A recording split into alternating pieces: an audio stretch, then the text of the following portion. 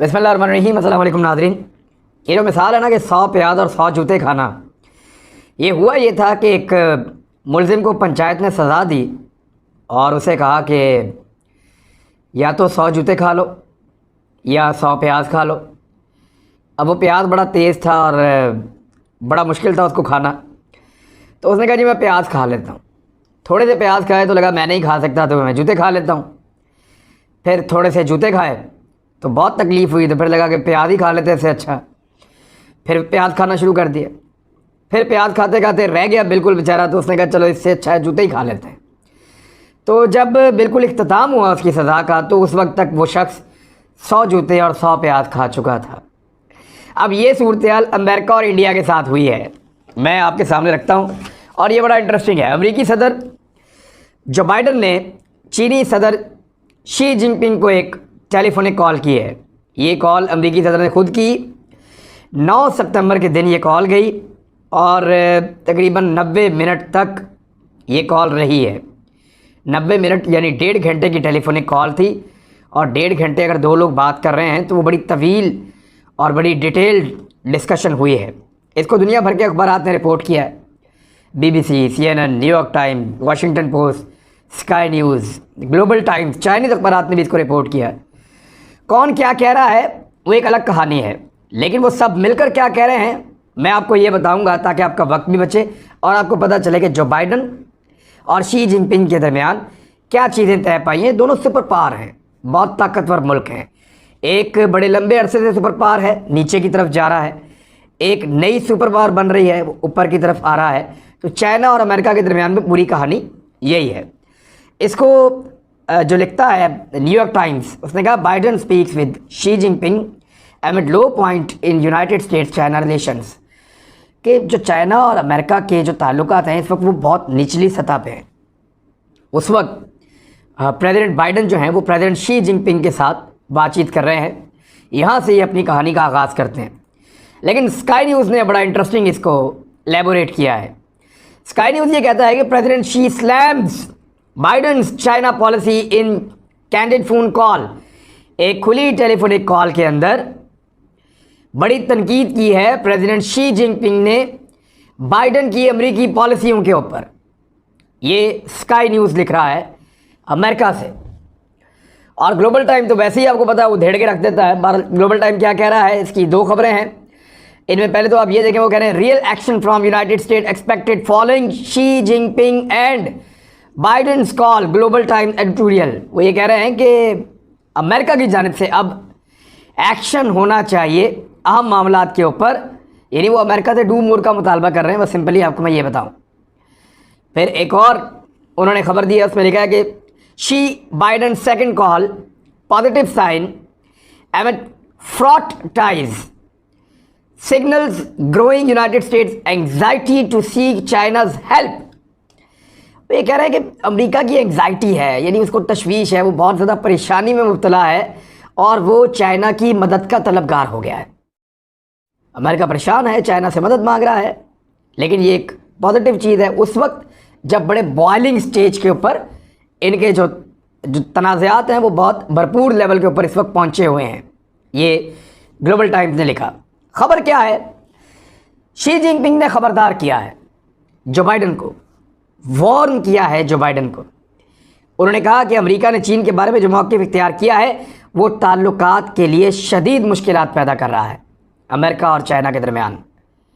और एक और बात से उन्होंने खबरदार किया जो उससे भी ज़्यादा ख़तरनाक है। प्रेसिडेंट शी जिनपिंग ने यह कहा कि दोनों ममालिक के दरमियान तसादुम किसी भी सूरत हाल में अगर हुआ तो ये दुनिया की तबाही का बायस बन जाएगा। ये एक धमकी है, वार्निंग है कि अगर जंग की या तसादुम को बढ़ाया तो पूरी दुनिया की तबाही हो जाएगी, और अमेरिका इस बात को समझे। ये वैसे तो चीन और अमेरिका के ताल्लुकात की बहाली की एक कोशिश है अमेरिका की जानिब से। उनको ये कोशिश क्यों करनी पड़ी, ये एक बड़ा सवाल है। एक्चुअली चाइना ने अपनी हिकमत अमली से अमेरिका को सांस चढ़ा दिया है। अमेरिका की सांस फूल गई है चाइना की हिकमत अमली की वजह से। अमेरिका ने बड़ी कोशिशें की, وہ ساری کوششیں میں آپ کو بتاتا ہوں کہ ایکچولی امریکہ اس لیول پہ کیوں گرا کہ اس وقت وہ چائنا سے مدد مانگ رہا ہے کہ ہماری مدد کیجیے، ہمارے ساتھ چلیے، مل کے آگے بڑھتے ہیں، کوئی تصادم ہم نہیں چاہتے۔ یعنی یہ جو ٹیلی فونک کال ہے اس کے اندر کچھ بڑے چیدہ مسائل تھے امریکہ اور چین کے درمیان، ان پہ تو امریکہ نے کوئی بات نہیں کی۔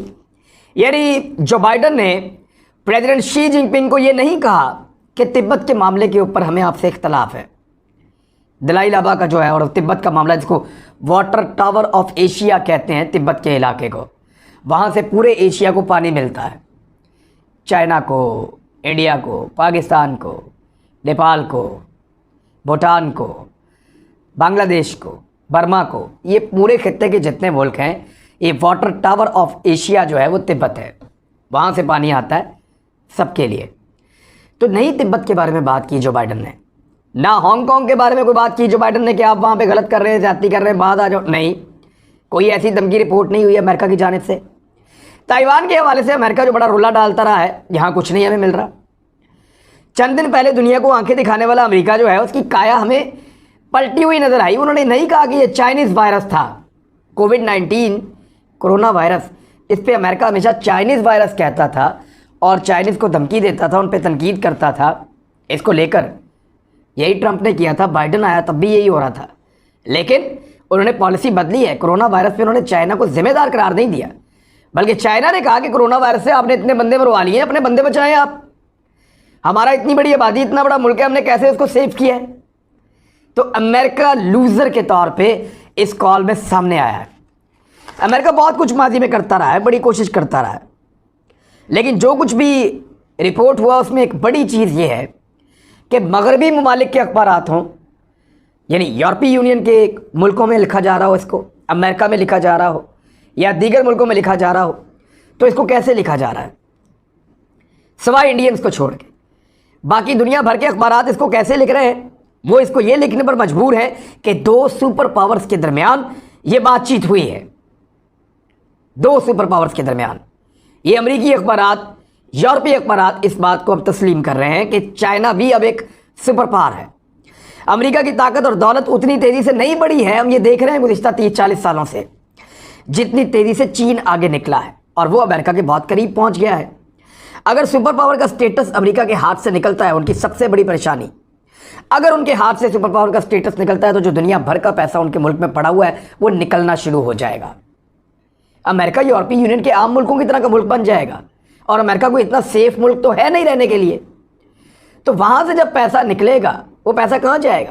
وہ یورپی یونین میں جائے گا، وہ پیسہ مڈل ایسٹ میں آئے گا، وہ پیسہ جو ہے وہ چائنا کے پاس بھی جائے گا، وہ پیسہ دنیا بھر کے مختلف علاقوں میں جائے گا، لیکن امریکہ میں سے نکلے گا۔ امریکہ دھڑم کر کے بیٹھ جائے گا اور پھر کوئی اس کا نام لیتا ہوا بھی نظر نہیں آئے گا۔ اگر امریکہ کے ساتھ یہ ہو جاتا ہے تو اب وہ اپنی سروائیول کی لڑائی لڑ رہے ہیں کہ لڑائیاں بند کرو، دوبارہ ڈیولپمنٹ شروع کرو، دنیا کے جن ملکوں سے لڑائی تھی وہ بھی ریزالو کی جائے۔ امریکہ کے ساتھ ہوا کیا ہے دیکھیں، چین کو روکنے کی بڑے لمبے عرصے تک امریکہ نے کوششیں کی ہیں۔ پہلے تو وہ یہ کرتے رہے کہ چین کو اکساتے رہے لڑائی کے لیے، انسٹیگیٹ کرتے رہے، آؤ لڑتے ہیں، آؤ لڑتے ہیں، آؤ لڑتے ہیں۔ چین نے تب تک ان کو جواب ہی نہیں دیا، بلکہ آج تک نہیں دیا، جب تک کہ چین بہت طاقتور نہیں ہو گیا۔ آج بھی چین صرف اپنی ٹیکنالوجی سے ان کو ہیک کرتا ہے، اپنی ٹیکنالوجی سے ان کو بلاک کرتا ہے، اپنی ٹیکنالوجی سے ان کو جیم کرتا ہے، مارتا نہیں ہے لیکن وارن کرتا ہے، خبردار کرتا ہے، ڈیٹرنس شو کرتا ہے۔ یہ ہے چین کی پالیسی۔ تو امریکہ نے بڑی کوشش کی، چین جنگ میں نہیں گیا جب تک کہ وہ طاقتور نہیں ہو گیا۔ معاشی پابندیوں کی کوششیں، انسانی حقوق کا ہتھیار استعمال کیا چین کے خلاف اور بار بار کیا۔ بین الاقوامی طور پر تنہا کرنے کی کوشش کرتے رہے چائنا کو امریکنز بڑے لمبے عرصے تک، کہ یورپی یونین کو ساتھ ملاؤ، ایسٹ ایشیا کو ساتھ ملاؤ، سینٹرل ایشیا کو ساتھ ملاؤ، پاکستان کو ساتھ ملاؤ، مڈل ایسٹ کو ساتھ ملاؤ، افریقہ کو، لیٹن امریکہ کو، سب کو۔ ہو نہیں پایا امریکہ سے، یعنی بین الاقوامی طور پہ تنہا نہیں کر پایا وہ چائنا کو۔ میں آگے چل کے آپ کو بتاتا ہوں کیسے۔ اب کچھ ممالک جو اتحادی ہیں امریکہ کے، وہ امریکہ پر اعتماد کھو رہے ہیں۔ امریکہ اگلے 10-15 سال میں ایسا نہیں لگتا کہ کوئی نئی جنگی مہم شروع کرے اور دنیا کے سارے ملک اس کے ساتھ چل پڑیں، یہ نہیں لگتا۔ ہاں یہ لگتا ہے کہ چائنا اگر کوئی جنگی مہم شروع کرے تو بہت سارے ملکوں کا بلاک اس کے ساتھ چل پڑے۔ جو ماضی میں امریکہ کو سہولتیں میسر تھیں کہ جہاں مرضی لڑنا ہے لوگ سپورٹ کر رہے ہیں، امریکہ کو اب وہ سپورٹ اور سہولتیں موجود نہیں ہیں۔ افغان جنگ نے دنیا کے اعتماد میں اضافہ کیا اور امریکی اعتماد میں کمی کی ہے لڑائی لڑنے کے حوالے سے۔ پہلی مرتبہ امریکہ کے خلاف ایک بڑا بلاک بن رہا ہے۔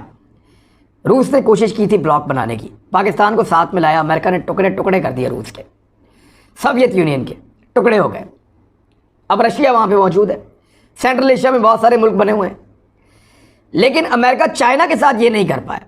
یعنی چائنیز بلاک کو اگر آپ دیکھیں اس وقت تو روس، چین، ایران، پاکستان، افغانستان، ترکی، سینٹرل ایشیا کے ممالک، ایسٹ ایشیا کے ممالک، کچھ مڈل ایسٹ، یہاں پہ بہت سارے ممالک، یعنی اگر نہیں لڑیں گے چائنا کی طرف سے یا امریکہ کی طرف سے تو نیوٹرل ہو کے بیٹھ جائیں گے چپ کر کے۔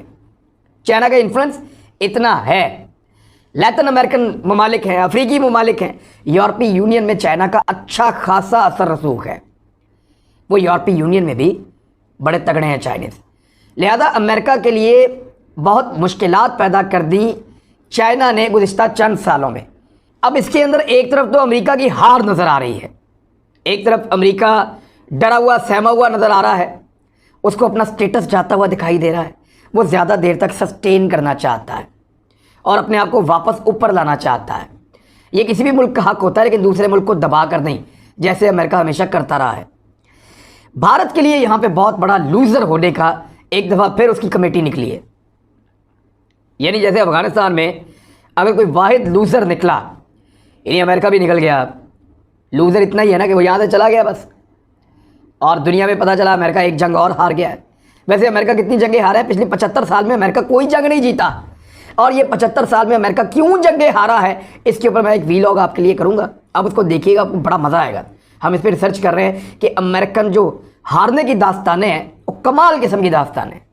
بہرحال یعنی بھارت کے سارے خواب امریکہ کی یہ جو کال ہوئی ہے چائنا کو، اس میں بکھر گئے ہیں۔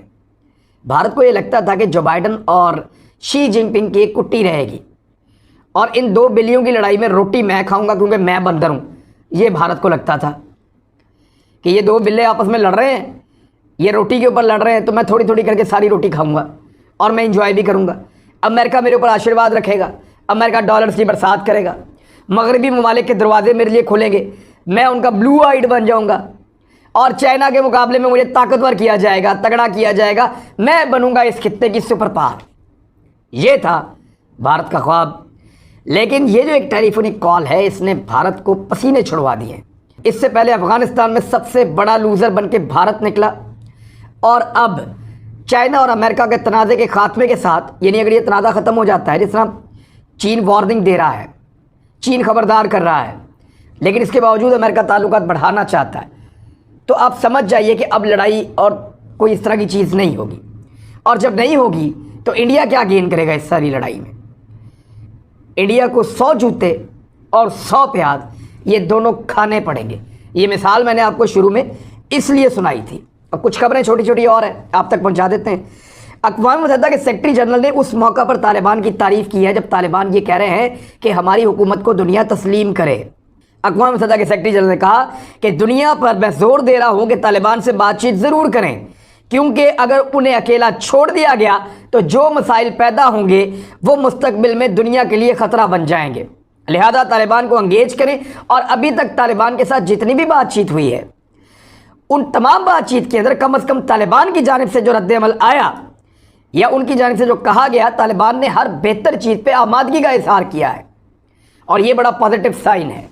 اور یہ بات خالی اقوام متحدہ نہیں کہہ رہا، بلکہ امریکہ اور وائٹ ہاؤس نے بھی طالبان کو کوآپریٹو اور پروفیشنل قرار دیا ہے۔ کیسے؟ یہ سنیے۔